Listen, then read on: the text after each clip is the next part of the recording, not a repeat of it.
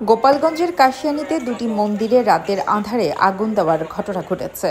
সোমবার দিবাগত রাতে উপজেলার ফুকরা ইউনিয়নের তারাইল উত্তরপাড়া গ্রামে এ ঘটনা ঘটে। আগুনে মন্দিরের প্রতিমা ও পূজার সরঞ্জামাদি পড়ে গেছে, তবে কে বা কারা এ ঘটনা ঘটিয়েছে তা জানা যায়নি। স্থানীয় বাসিন্দা প্রমথ বিশ্বাস জানান, প্রতিদিন সকাল সন্ধ্যা মন্দিরে পূজা দেন তিনি। মঙ্গলবার সকালে মন্দিরে পূজা দিতে গিয়ে মন্দিরের দরজা খোলা দেখতে পান। দুর্গা মন্দিরের ভেতরে প্রবেশ করে দেখেন পূজার সরঞ্জাম আগুন দিয়ে কে বা কারা পুড়িয়ে ফেলেছে।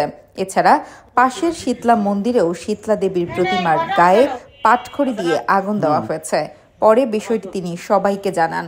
আগুনের খবর পেয়ে ইউএনও ফারজানা জান্নাত, অতিরিক্ত police super Mohammad Abdul Based, OC Mohammad Shafiuddin Khan, Ramdia তদন্ত কেন্দ্রের incharge Imdadul Haque, UP chairman Shah Ishtiaq Potu, union ভূমি কর্মকর্তা নাজমুল হাসান ঘটনাস্থল পরিদর্শন করেছেন।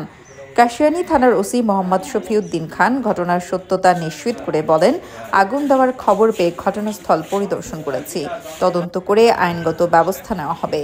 তবে এখন পর্যন্ত কেউ কোনো লিখিত অভিযোগ করেনি।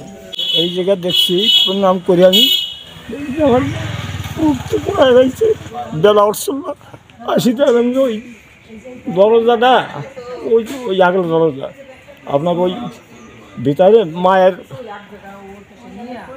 মুখের পর থুইয়া আগুন ধরাইতেছে নিশ্চয় পড়ছে, যা যা ছিল ওটা তো আমি দেখিনি, মেয়ে ছেলেরা দেখছে।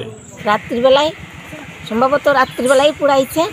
সকালবেলায় আমরা প্রণাম করতে এসে দেখি যে ওই ভিতরে পুরানি ঘরটার পড়ে নাই, কিন্তু ভিতরে আমাদের মাল সামানা ছিল, ঠাকুরের ফটো ছিল, মূর্তি ছিল, তারা পুরাইছে।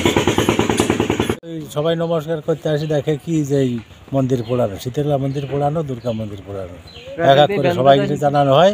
সাংবাদিক আসে, চেয়ারম্যান আসে, ভূমি কর্মকর্তা তহসিলদার আসে, সাইডের অন্য অন্য মুসলমান ভাইয়েরা আমাদের পাশে এসে দাঁড়ায়।